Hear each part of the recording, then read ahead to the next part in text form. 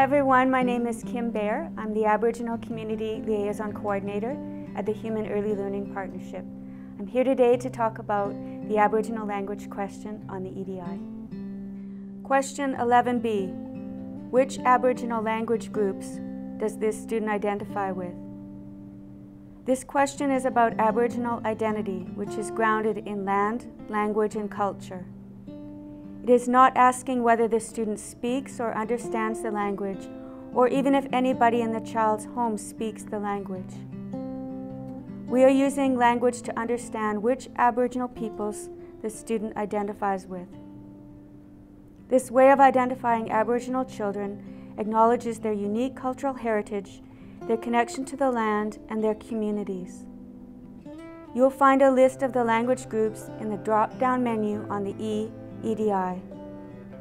What you see here is a map that helped develop through accessing publicly held information with input from Aboriginal community members and HELP's Aboriginal Steering Committee.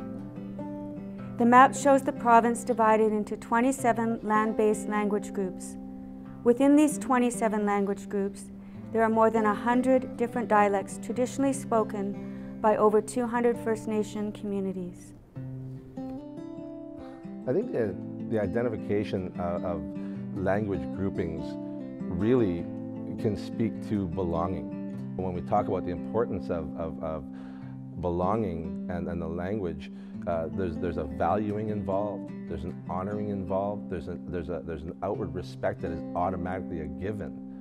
We anticipate that the biggest challenges in answering this question will be how to know which of your students are Aboriginal and which land-based language group your students associate with. We have some suggestions about how to tackle these challenges. For more information on Aboriginal language groups, click on the links shown here. This will open up a new page showing a map of the Aboriginal language group and school district boundaries of British Columbia. If you are unsure which of your students are Aboriginal, we encourage you to check your students' school registration forms or ask the parents or caregivers. Parents have the right to choose to identify their child as Aboriginal or not. Your answer should reflect what parents have told you or the school. You can also ask your Aboriginal Education Committee.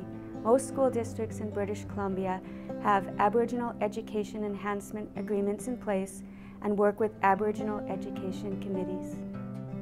The Aboriginal Education Committees are a valuable resource in terms of understanding local protocols, getting ideas of how to integrate culturally appropriate content and materials in the classroom, and learning more about other resources available in your school district.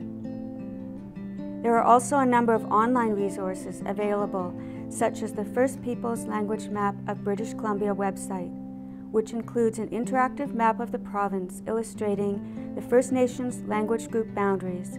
There, you will find a wealth of information provided about the languages, territories, and First Nations people of British Columbia.